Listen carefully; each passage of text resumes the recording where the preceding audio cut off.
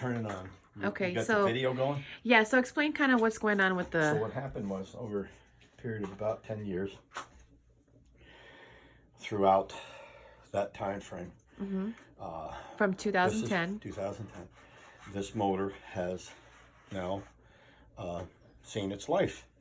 So, and what a motor sounds like that's going bad is this. Okay? So that tells us what it is the fans are loose inside there, and they're just spinning around, metal on metal. So it's pretty much tore up, okay? So we're replacing it today for Mr. De La Rosa with a new unit. And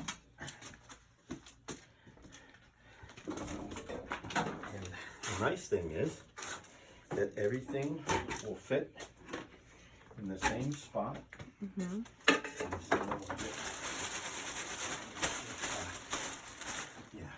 don't want to get the unit dirty. The same place. And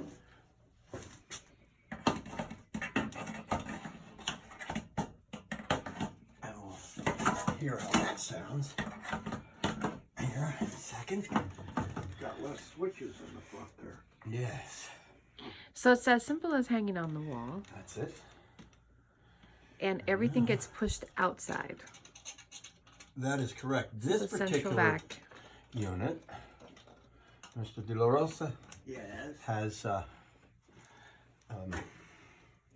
chosen to have it exhausted outside, which is you could either leave it exhaust inside, and that the machine is actually has a HEPA rated filter, which keeps the motor clean. As long as this is an old filter, and as you see, even though the outside, the exterior of this is really pretty bad, the interior is still fairly clean.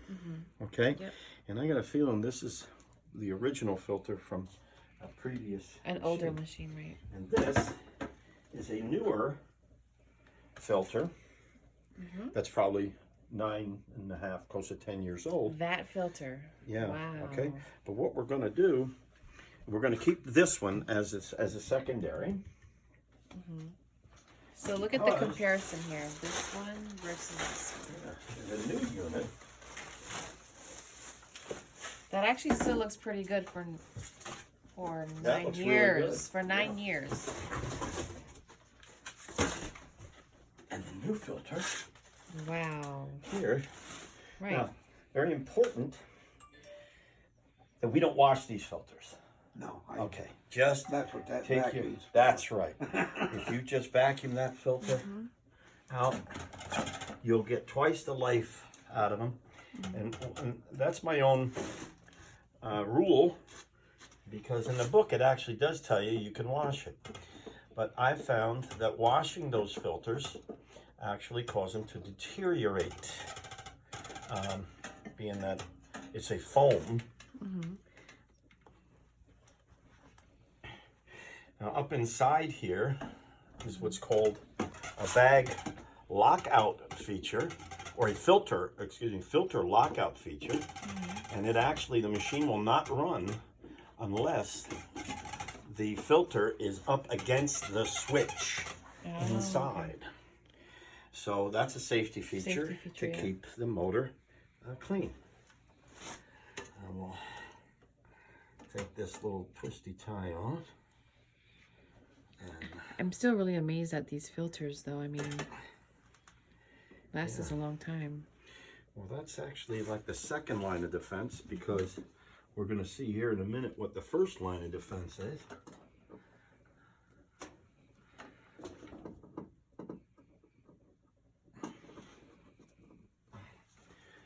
And it's cobweb there. It's referred to as a dirt separator cone. So this does several things. One is that it separates the large particle, keeps it down inside the basin. Otherwise known as the lobster pot. Yep. It really does look like an lobster pot. Okay, my grandmother would make sauce in something like this. And this seals, and it also creates cyclonic suction. Can you say that? Can you say cyclonic? Cyclonic. Friends? Thank you, friend. I like the way you say that. Now, we're sealed, and I'm going to turn this one on without the muffler.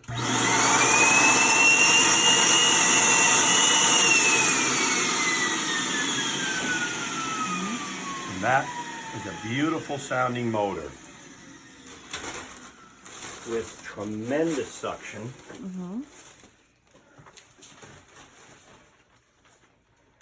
This you don't need, but this you do. We'll put this on top. Then I'm going to hook your muffler up. This is an intake muffler, and that serves the purpose of keeping the air going into the motor clean, as well as keeping the noise level down by about 20%, maybe a little bit more. All right, now this we're going to keep to here. Yep, backup. All right, Backup filter.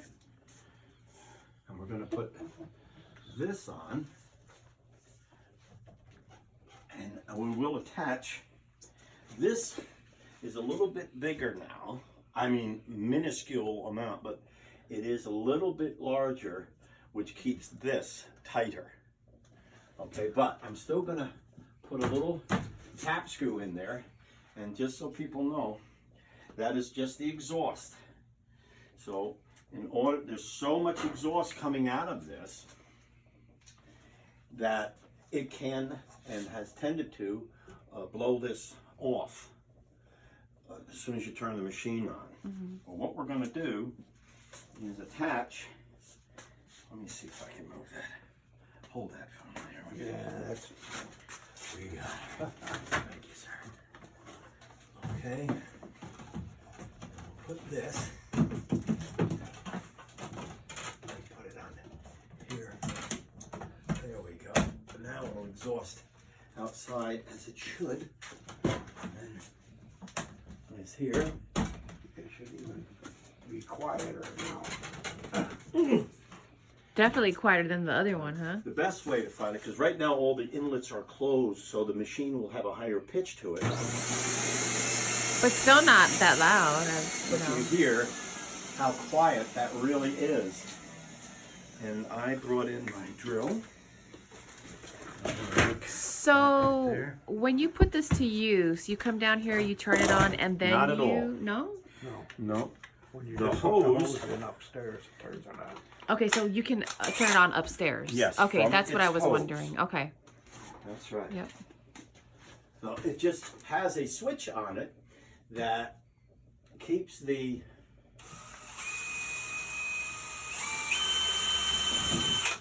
switch actually allows us to clean the unit out once in a while.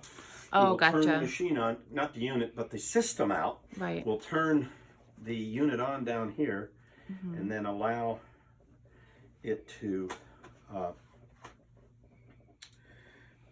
we'll open up each inlet. And it'll Gotcha. pull down a whole bunch of stuff that gets kind of stays up inside the elbows and the turns and so on. The 90s. So I'm going to do this.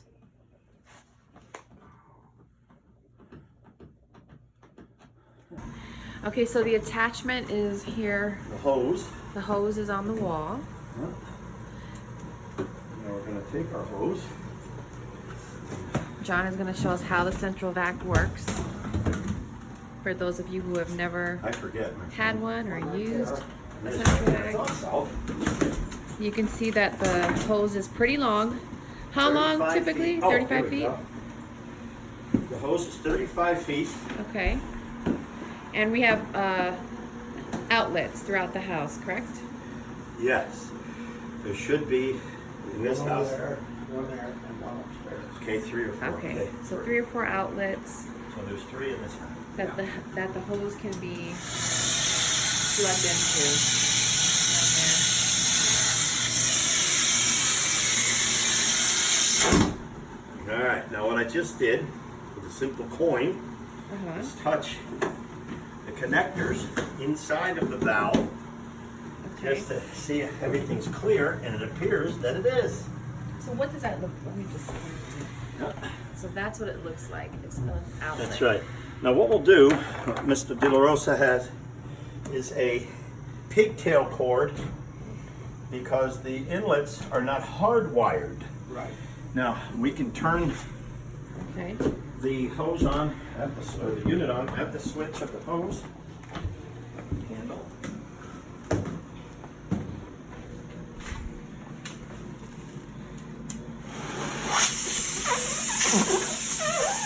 That's a lot of suction. Okay. Yeah, that's pretty strong. There we have. All right, now Shenanigans. let's do this. Where's the power head? Right behind it. Okay. Oh. Here. Don't fall down the stairs, Let me please. get out of the way. Yeah. All right. While we're here, in true Aerus Electrolux fashion, we're going to do a service check on the whole system. Okay. All right. So I'm making sure that the head, which now this power nozzle, Uh-huh. which was in fact invented by Aerus or by Electrolux, the old Electrolux company before it became Aerus, Uh-huh. in 1959. So what we're doing is making sure, number one, that that's running perfectly, which it is. Right. Then what I'm going to do is turn it upside down, and I'm going to clean this brush off. Gotcha. Now, what I do is two things.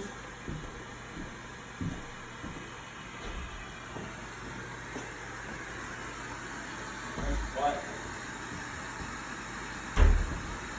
All right. Oh yeah. Now, something that we've never heard. I'm going to take. This is the rug and floor tool. Uh-huh. This is set for the floor, but when I want to do a throw rug or maybe an antique or delicate rug, Right. I would use this side. And this was used 75, 80 years ago, this type of thing. Okay. All right? So we're going to turn it to this way, and I'm going to clean that brush off by doing this. Ah. To clean it. Yep, I'm cleaning the floor brush. So that's perfectly clean now. All right? Now, as far as the power nozzle brush, what we would normally use is a soft wire brush.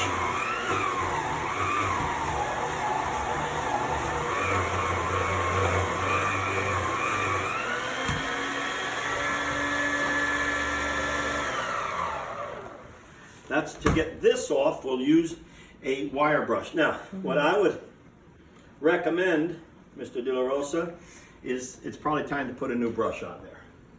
That brush is pretty worn down, but it can go another vacuum or two. Okay, so. What do you mean? That was one vacuum. I mean the unit or?